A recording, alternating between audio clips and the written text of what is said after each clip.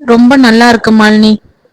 அம்மாவுக்கு பிடிச்சிருக்குன்னா அதை விட பெரிய பாராட்டு வேற எதுவுமே இல்ல என்று சத்யன் தன் மனைவியை பாராட்டினான். பிரேமா உடனே குறுக்கிட்டார். மாலினி, நீ இனிமே வெளியே பஸ் ஸ்டாப் வரைக்கும் தனியா போக வேண்டாம். அந்த ஆர்ட் கிளாஸ்ல இருக்கிற மத்தவங்க கூட சேர்ந்து கார் பூலிங் ஏதாவது பண்ண முடியுமான்னு பாரு. இல்லனா பக்கத்து வீட்டுல இருக்கிற பானுமதி கூட போயிட்டு வரலாம். சத்யனும் மாலினியும் ஒருவருக்கு ஒருவர் பார்த்து கொண்டனர். பிரேமா மாலினியின் பாதுகாப்பில் காட்டும் அக்கறை அவர் முழுமையாக மனது மாறிவிட்டார் என்பதற்கான அறிகுறியாக இருந்தது. மாமியாரின் அக்கறையான வார்த்தைகள் சண்டையை விட அதிக மதிப்பு வாய்ந்ததாக மாலினிக்கு தோன்றியது. அன்று இரவு மாலினியின் அறைக்கு வந்தான். மாலினி, உன்னோட ஓவியம் அம்மா மனசுல ஒரு பெரிய மாற்றத்தை உண்டு பண்ணிடுச்சு. நான் என்னால முடிஞ்ச அளவு போராடினேன். ஆனா உன்னோட அன்பும் புரிதலும் தான் வெற்றி கண்டிருக்கு என்று அவன் மாலினியின் அருகில் அமர்ந்தான். அது உங்க ஆதரவு இல்லைன்னா நடந்திருக்காது சத்யன். அத்த மனசுல இருந்த ஏக்கம் இப்போ எங்க 2 பேருக்குமான பாச பாலமா மாறிடுச்சு என்று மாலினி சொன்னாள். சத்யன் அவளின் நெற்றியில் முத்தமிட்டு அவளை அணைத்து கொண்டான். அவர்கள் திருமண வாழ்வில் இருந்த அத்தனை இறுக்கமும் மௌனமும் நீங்கி இப்பொழுது அங்கு அன்பு, புரிதல் மற்றும் நிம்மதி நிறைந்திருந்தது. மாலினியின் ஏக்கம் நீங்கி சத்யன் அவளது அருகில் அவளுடன் இருக்க தொடங்கினான். மாலினி சத்யனின் தோளில் சாய்ந்து அமர்ந்திருந்தாள். அவள் ஸ்பரிசம் பட்டவுடன் சத்யனின் காதல் சுகத்தை இன்பமாக மாலினிக்கு இப்பொழுது வாழ்க்கை ஒரு புதிய அர்த்தத்தை கொடுத்திருந்தது. மாமியார் பிரேமாவின் மௌன புறக்கணிப்பு நீங்கியது. கணவன் சத்யனின் ஆதரவு கரம் அவள் பக்கமே இருந்தது. மாலினி இப்பொழுது ஆர்ட் கிளாஸ், வீட்டு வேலைகள், சத்யனுக்கு சமைப்பது என்று எல்லாவற்றிலும் உற்சாகமாக இருந்தாள். அன்று இரவு சத்யன் அலுவலக வேலையை முடித்துவிட்டு சற்று களைப்புடன் வீட்டிற்கு வந்தான். மாலினி வழக்கம் போல சுறுசுறுப்புடன் அவனை வரவேற்றாள். வாங்க சத்யன், உங்களோட பிரைவேட் பன்னீர் பட்டர் மசாலா செஞ்சிருக்கேன். இன்னைக்கு கிளாஸ்ல ஒரு நல்ல டெக்னிக் கத்துக்கிட்டேன். அதுவும் உங்களுக்கு சொல்லலாம் என்று அவள் உற்சாகத்துடன் பேசினாள். சத்யன் அவளது மகிழ்ச்சியை கண்டு புன்னகைத்தான். ஆனால் அவன் முகத்தில் ஏதோ ஒருவித சோர்வும் எதிர்பார்ப்பும் கலந்து. சமையல் பிரமாதமா இருக்கும்னு தெரியும் மாலினி. ஆனா நான் வர வரைக்கும் நீ ஓவியத்தை பத்தியே பேசுற. உன்னோட சந்தோஷத்தை பத்தி நான் கேட்க மாட்டேன்னு நினைச்சியா? சத்யன் கேட்டான். அது இல்ல சத்யன், நீங்க தானே என் சந்தோஷத்தை பத்தி பேசணும்னு சொன்னீங்க. மாலினி சற்று ஆச்சரியத்துடன் கேட்டாள். ஆமாம், ஆனா நீ இப்போ ஓவியம் கிளாஸ், அம்மான்னு எல்லாத்தையும் பத்தி பேசுற. ஆனா என்னை பத்தி நீ பேசுறதையே மறந்துட்ட மாதிரி இருக்கே. சத்யனின் குரலில் ஒருவித ஆதங்கம் வெளிப்பட்டது. மாலினிக்கு சட்டென்று சுரீரென உரைத்தது. பிரேமா அம்மாவின் சவாலை சமாளிப்பதிலும் தன் திறமையை நிரூபிப்பதிலும் அவள் சத்யனின் தனிப்பட்ட தேவைகளையும் அன்பின் வெளிப்பாட்டையும் கவனித்து கொள்ள தவறிவிட்டாள் போல. ஐயோ சத்யன், என்னை மன்னிச்சிடுங்க. நான் ரொம்ப பிஸியா இருந்ததால உங்களை கவனிச்சுக்க மறந்துட்டேன். மாலினி வருத்தத்துடன் சொன்னாள். நான் பிஸியா இருக்கிறத பத்தி பேசல மாலினி. நீதான் எனக்காக போராடுன, என் அன்புக்காக ஏங்குன. ஆனா இப்போ உனக்கு எல்லாம் கிடைச்சதும் நீ என்னோட அன்பு வெளிப்பாட்டை தேடுறத நிறுத்திட்ட மாதிரி இருக்கு. சத்யன் தன் மனதில் இருந்த ஏக்கத்தை வெளிப்படுத்தினான். மாலினி அவன் அருகில் வந்து அவன் கையை பற்றி கொண்டாள். அப்படி இல்ல சத்யன், எனக்கு இப்ப நிம்மதியா இருக்கு. நீங்க என் கூட உறுதுணையா இருக்கீங்க, அது போதும்னு நினைச்சேன். சத்யன் அவளை ஆழமாக பார்த்தான். எனக்கும் அன்பு தேவை மாலினி. நீ அன்பை வெளிப்படுத்த தயங்கினப்போ நான் எப்படி இருந்தேனோ அதே மாதிரிதான் இப்ப நான் உணர்றேன். எனக்கு உன்கிட்ட இருந்து காதலோட வெளிப்பாடு தேவைப்படுது. வெறும் வீட்டு வேலைகள், சமையல், ஓவிய பேச்சு மட்டும் இல்ல. மாலினிக்கு சத்யனின் வார்த்தைகள் ஒருவித தெளிவை கொடுத்தன. இத்தனை நாளும் அவள் மட்டுமே கணவனின் பாசத்திற்காக ஏங்கினாள். இப்பொழுது சத்யன் அவளிடமிருந்து வெளிப்படையான அன்பையும் பாசத்தையும் எதிர்பார்க்க தொடங்கியிருக்கிறான். நீங்க சொல்றது சரி சத்யன், நான் உங்க ஏமாற்றத்தை போக்குறேன். நான் இனிமே உங்களை, உங்க தேவைகளை கவனிச்சுப்பேன். நீங்க இன்னைக்கு ரொம்ப கலப்பா இருக்கீங்க. நான் உங்களுக்கு தலைக்கு மசாஜ் பண்ணி விடவா? மாலினி கனிவுடன் கேட்டாள். சத்யன் ஒரு மெல்லிய புன்னகையுடன் அவளை பார்த்தான். அதுவே போதும் மாலினி என்று சொன்னான். அவர்கள் இருவரும் அறைக்குள் சென்றனர். மாலினி சத்யனின் அருகில் அமர்ந்து அவனது தலைக்கு மென்மையாக மசாஜ் செய்து விட்டாள். சத்யன் தன் மனைவி தன்னுடைய தனிப்பட்ட தேவைகளை கவனிப்பதில் காட்டிய அக்கறையால் மிகுந்த நிம்மதி அடைந்தான். உன் கையில ஒரு நிம்மதி இருக்கு மாலினி, சத்யன் கண்ணை மூடிக்கொண்டே சொன்னான். மாலினி அவனது காதலியாகவும் மனைவியாகவும் இப்பொழுது முழுமையாக மாறிவிட்டதை உணர்ந்தாள். இத்தனை நாள் தன் ஏக்கம் மட்டுமே பெரியதாக தெரிந்தது. இப்பொழுது சத்யனின் உள்ளுக்குள் இருந்த மௌனமான ஏக்கமும் அவளுக்கு புரிந்தது. அவள் மெதுவாக, உனக்காக தான் நான் இருக்கேன் சத்யன், இனிமே நீங்க என் அன்புக்கு ஏங்க மாட்டீங்க என்று அவன் காதருகே மெதுவாக முணுமுணுத்தாள். அன்று இரவு அவர்கள் இருவருக்கும் இடையில் இருந்த மௌனம் நீங்கியது. மாலினியின் மசாஜ் மூலம் சத்யனின் உடல் களைப்பு மட்டுமல்ல, மனக்களைப்பும் நீங்கியது. மாலினிக்கு அன்றைய நாள் முழுவதும் சத்யனின் ஆதகம் மனதில் ஓடிக்கொண்டு இருந்தது. இத்தனை நாளும் நான் மட்டுமே பாசத்துக்காக ஏங்கினோம். ஆனால் சத்யன் தன் உணர்வுகளை வெளிப்படுத்த தயங்கினானே தவிர அவனுக்கும் தன் மனைவியின் வெளிப்படையான அன்பு தேவைப்பட்டிருக்கிறது என்பதை உணர்ந்தாள். மாலினி தன் தோழி பானுமதிக்கு அன்று போன் செய்தாள். பானு, நான் தான் அன்புக்காக ஏங்கினேன். இப்போ சத்யன் என்கிட்ட இருந்து அன்பை எதிர்பார்க்கிறார். எனக்கு என்ன பண்றதுன்னே தெரியல.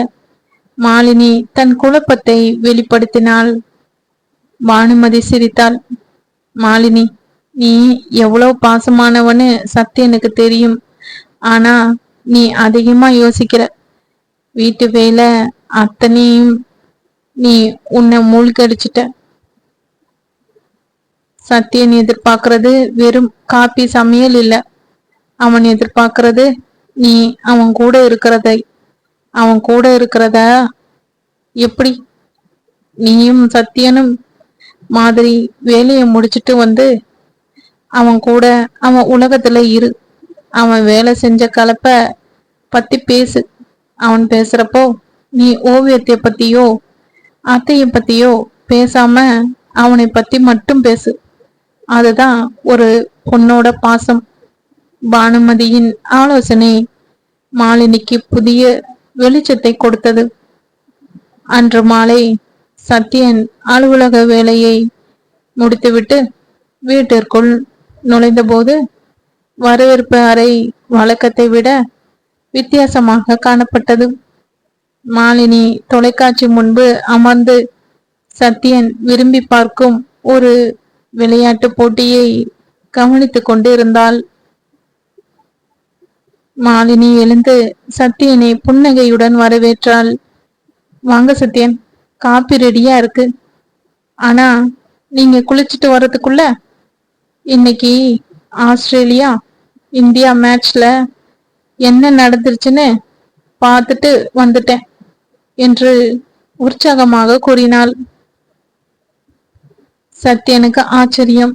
இத்தனை நாளும் ஓவியங்கள் குடும்ப பேச்சு என்று இருந்த மாலினி இப்பொழுது தன்னுடைய உலகத்திற்குள் அடியெடுத்து வைத்திருக்கிறாளே. நீ மேட்ச் பாத்தியா மாலினி? சத்யன் ஆச்சரியத்துடன் கேட்டான். ஆமா சத்யன், இன்னைக்கு நீங்க ரொம்ப விரும்பி பாக்குறீங்களே, அதான் என்ன நடந்ததுன்னு பார்த்தேன். ரோஹித் சர்மாவோட ரொம்ப கஷ்டமா இருக்கு. மாலினி ஒரு ரசிகை போலவே கேட்டாள். சத்யன் அவள் அருகில் சென்று அவளது நெற்றியை தொட்டு, மாலினி, நீ நீ என்னோட உலகத்தை உண்மையிலேயே புரிஞ்சுக்க ஆரம்பிச்சிட்ட என்றான் நிகழ்ச்சியுடன். எனக்கு உங்க உலகம் பிடிச்சிருக்கு சத்யன்.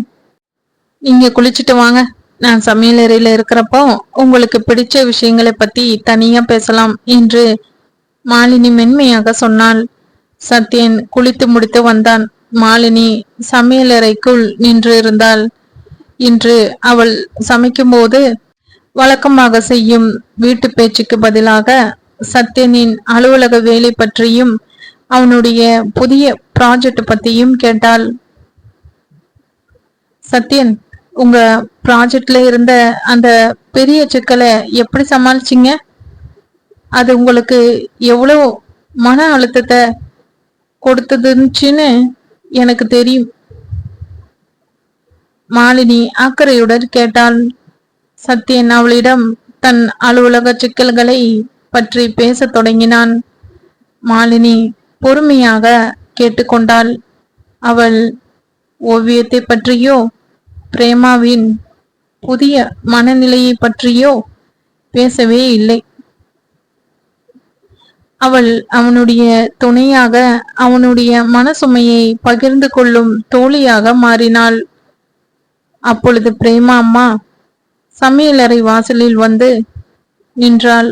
மகன் மருமகள் இருவரும் சிரித்து பேசிக் கொண்டு இருப்பதை கண்டார்.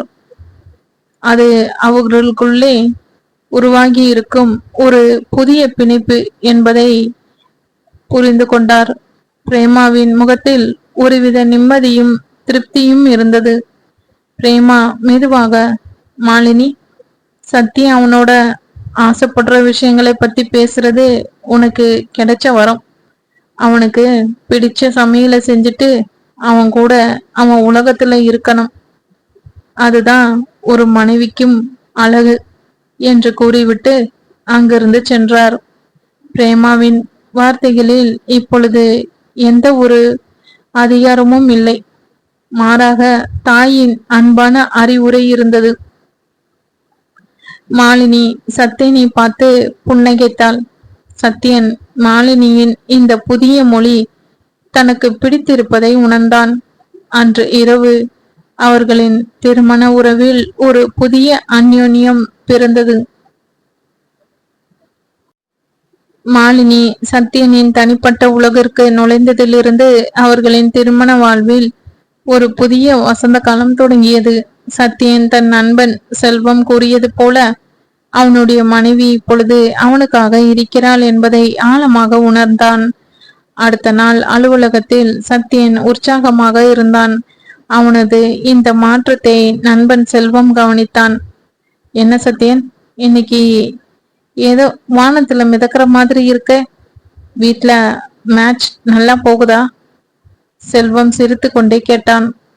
சத்யன் மகிழ்வுடன் நடந்ததை சொன்னான். செல்வம், மாலினி இன்னைக்கு நான் விரும்பி பாக்குற கிரிக்கெட் மேட்ச பத்தி பேச ஆரம்பிச்சா. என் அலுவலக சிக்கல்களை பத்தி அக்கறையா கேட்டா. எனக்கு தெரிஞ்சது, நான் அவளுக்கு கொடுத்த கிஃப்டை விட அவ என் உலகத்தை புரிஞ்சுக்கிட்டதுதான் பெரிய கிஃப்ட். அதுதான் சத்யன். இந்த நாளும் மாலினி உன் அன்புக்காக ஏங்குனா. இப்போ நீ அவ அன்புக்காக ஏங்குறத புரிஞ்சதும் உடனே உன்னோட உலகத்துக்குள்ள வந்துட்டா. ஒரு பொண்ணோட அன்பு எப்பவுமே ஆழமானது. அத நீ அங்கீகரிச்சா போதும். செல்வம் விளக்கினான். நீ சொல்றது சரிதான். இத்தனை நாள் என் அன்புக்காக ஏங்கினவ இப்போ என்னோட ஏக்கத்தையும் பூர்த்தி பண்றா. அவ எனக்கு கிடைச்ச வரம்தான் செல்வம் என்று சத்யன் பெருமையுடன் சொன்னான்.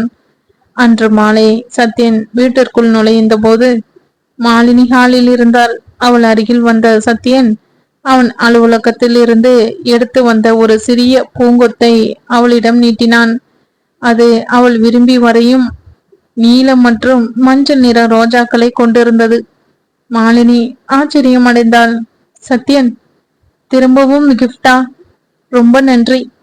இது கிஃப்ட் இல்ல மாலினி, நீ என் உலகத்தை புரிஞ்சுக்கிட்டதுக்காக உனக்கு நான் கொடுக்கிற ஒரு அணைப்பு என்று சத்யன் சொன்னான். அவள் பூங்கொத்தை வாங்கி முகர்ந்து பார்த்தாள். எனக்கு இதுவே போதும் சத்யன். நீங்க என்னை தனிப்பட்ட முறையில கவனிச்சுக்கிறத நான் ரொம்ப நேசிக்கிறேன். அப்பொழுது பிரேமா அம்மா பூஜை அறையிலிருந்து வெளியே வந்தார். சத்யன் மாலினிக்கு கொடுத்த பூங்கொத்தை அவர் பார்த்தார். இப்பொழுது அவர் முகத்தில் எந்தவித கோபமும் இல்லை. மாறாக ஒருவித அமைதியும் இயல்பும் இருந்தது. மாலினி அந்த பூவை எடுத்து வாசல் கோலத்துக்கு பக்கத்துல வச்சுட்டு, நல்லா இருக்கும் சத்யன், நீ போய் குளிச்சுட்டு வா, ராத்திரிக்கு ரசம் சாதம் பண்ணியிருக்கேன் என்று பிரேமா கூறினார். மாலினிக்கும் சத்யனுக்கும் பிரேமாவின் இந்த மாற்றம் அவர்கள் குடும்பத்தில் நிம்மதி நிரந்தரமாகிவிட்டதை உணர்த்தியது. இரவு உணவு முடித்து சத்யன் தன் அறைக்கு வந்தான். மாலினி அன்றைய நாள் முழுவதும் நடந்த அலுவலக விஷயங்களை பற்றி அக்கறையுடன் விசாரித்தாள். அவள் சத்யனின் சோர்வை போக்கும் விதமாக அவன் அருகே அமர்ந்து பேசினாள். சத்யன், ப்ராஜெக்ட்ல உங்களால ஏற்பட்ட மன அழுத்தத்தை நீங்க என்னோட ஷேர் பண்ணிக்கிறதுக்கு ரொம்ப நன்றி. நானும் இனிமே என் ஓவிய பிரச்சனைகளை உங்களோட ஷேர் பண்ணிப்பேன் என்று மாலினி தன் கைகளால் சத்யனின் கையை பற்றி கொண்டாள். சத்யன் அவள் கைகளை பிடித்து கொண்டான். இத்தனை நாளும் மௌனத்தால் மறைந்திருந்த அன்பு இப்பொழுது வெளிப்படையான அணைப்புகளாக மலர்ந்தது. மாலினி, நீ என்கிட்ட இருந்து விலகி போயிடக்கூடாதுன்னு நான் பயந்தேன். ஆனா நீ இப்போ என் கூட இருக்க, அதுவே போதும் என்று சத்யன் சொன்னான். மாலினி சிரித்தாள். நான் உங்களை விட்டு எங்கேயும் போக மாட்டேன் சத்யன். இனிமே நாம 2 பேரும் அன்பை வெளிப்படுத்த தயங்க கூடாது. ஏன்னா அன்புக்கு ஏங்குற வழி எப்படிப்பட்டதுன்னு நாம 2 பேரும் தெரிஞ்சுக்கிட்டோம். சத்யன் மெதுவாக மாலினியை அணைத்து கொண்டான். அந்த அணைப்பு இத்தனை நாள் நடந்த உணர்ச்சி போராட்டங்களின் முடிவையும் அவர்களின் அழகான திருமண வாழ்வின் புதிய தொடக்கத்தையும் குறித்தது. அவர்களின் மௌனம் நீங்கி அன்பு மட்டுமே அங்கே ஒலித்தது. சத்யன் மற்றும் மாலினியின் வாழ்வில் நிம்மதி நிறைந்திருந்தது. பிரேமாவின் மனமும் மாறிவிட்டதால் வீட்டில் அமைதி நிலவியது. மாலினி இப்பொழுது ஆர்ட் கிளாஸில் அதிகம் ஆர்வம் காட்டினாள். சத்யனின் முழு ஆதரவு அவளுக்கு இருந்தது. அன்று சனிக்கிழமை சத்யன் அலுவலக வேலையாக ஒரு முக்கியமான மீட்டிங்கிற்காக சற்றே தூரத்தில் இருந்த மற்றொரு நகரத்துக்கு செல்ல வேண்டி இருந்தது. காலை உணவு மேசையில் பிரேமா அம்மாதான் மாலினியிடம் பேசினார். மாலினி, இன்னைக்கு சத்தியம் போயிட்டு சாயங்காலம் வந்துடுவான் இல்லையா? பிரேமா அக்கறையுடன் கேட்டார். ஆமா அத்த, மத்தியானம் லஞ்சுக்குள்ள வந்துடுவேன்னு என்று சொன்னார். மாலினி பதிலளித்தாள். சரி, நீ ஆர்ட் கிளாஸுக்காக கிளம்ப வேண்டியிருக்கும். நீ போ, சமையலறை வேலைகளை நான் பார்த்துக்கிறேன். நீ இனிமே உன்னோட திறமையில கவனம் செலுத்து, பிரேமா கூறினார். மாலினிக்கு ஆச்சரியமாக இருந்தது. மாமியார் வீட்டு பொறுப்புகளை தானே ஏற்றுக்கொண்டு தன் விருப்பத்தை நிறைவேற்ற சொல்வது அவள் எதிர்பார்த்திராத மாற்றம். ரொம்ப நன்றி அத்தை, நீங்க கொடுத்த தைரியத்துல நான் கிளாஸ்ல இன்னும் நல்லா பண்ணுவேன் என்று மாலினி நன்றி தெரிவித்தாள்.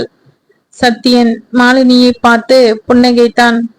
இந்த அமைதியான மாற்றம் அவனுக்கு பெரிய மகிழ்ச்சியை கொடுத்தது. சத்யன் மாலினியின் நெற்றியில் ஒரு முத்தமிட்டு, சீக்கிரம் வந்துடுற மாலினி, நீ பயப்படாம போயிட்டு வா என்று சொல்லிவிட்டு கிளம்பினான். மாலினி உற்சாகத்துடன் ஆர்ட் கிளாஸுக்கு சென்றாள். அன்றைய வகுப்பு அவளுக்கு மிகவும் பிடித்திருந்தது. 2 மணி நேரம் வரை முழு ஈடுபாட்டுடன் ஓவியம் வரைந்தாள். சரியாக மதியம் 1 மணிக்கு மாலினி கிளாஸை முடித்துவிட்டு தன் புத்தக பையை எடுத்துக்கொண்டு வெளியே வந்தாள். அப்பொழுது அவளது கைபேசி அதிர்ந்தது. ஒரு அடையாளம் தெரியாத எண்ணிலிருந்து அழைப்பு வந்தது. வழக்கமாக மாலினி இது போன்ற அழைப்புகளை எடுப்பதில்லை. ஆனால் ஏதோ ஒரு உள்மன ஊந்தலில் அவள் அழைப்பை ஏற்றாள். ஹலோ என்றாள் மாலினி. மறுமுனையில் ஒரு ஆணின் குரல் கேட்டது. அது பதற்றத்துடன் இருந்தது. மாலினி மேடம் பேசுறீங்களா? நான் சத்யனோட ஆபீஸ்ல இருந்து பேசுறேன். மாலினிக்கு சற்றென்று இதயம் வேகமாக துடித்தது. ஆமா, என்ன ஆச்சு? சத்யனுக்கு ஏதாவது? அவள் குரல் நடுங்கியது. சத்யன் சார், ஒரு சின்ன ஆக்சிடென்ட் ஆயிடுச்சு மேடம். அவர் கார் இன்னொரு கார் கூட மோதிடுச்சு. நாங்க இப்பதான் அவரை பக்கத்துல இருக்கிற ஹாஸ்பிட்டலுக்கு கொண்டு வந்துட்டோம். மாலினிக்கு கைகள் நடுங்கின.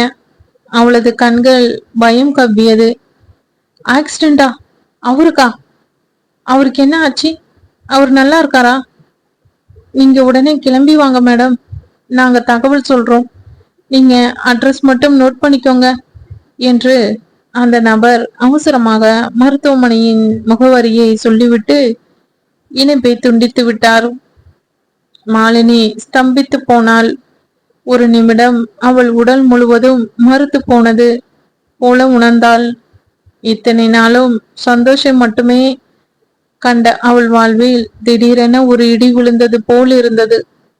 சத்யன், அவனுடைய அன்பு, அவனுடனான புதிய வாழ்க்கை, அனைத்தும் ஒரு நொடியில் நிலை குலைந்தது போல உணர்ந்தாள். அவள் ஆர்ட் கிளாஸ் அருகில் பஸ் நிறுத்தத்திற்கு கண்மூடித்தனமாக ஓடினாள். அவளது மனதில் இப்பொழுது சத்யனை பற்றிய பயம் மட்டுமே இருந்தது. பிரேமா அம்மாவுக்கு இந்த செய்தியை எப்படி சொல்வது என்று கூட அவளுக்கு தெரியவில்லை. பிரேமாவின் மனதில் இருந்த பழைய இழப்பின் வலி இப்பொழுது சத்யனுக்கும் நேர்ந்துவிடக் கூடாது என்று மனதுக்குள் வேண்டியவாறு அவள் மருத்துவமனைக்கு செல்ல பேருந்தில் ஏறினாள். சத்யன் பத்திரமாக திரும்பி வந்து தன்னை அணைத்துக் கொள்வான் என்று மனதுக்குள் 1000 முறை நம்பிக்கையுடன் சொல்லிக் கொண்டாள்.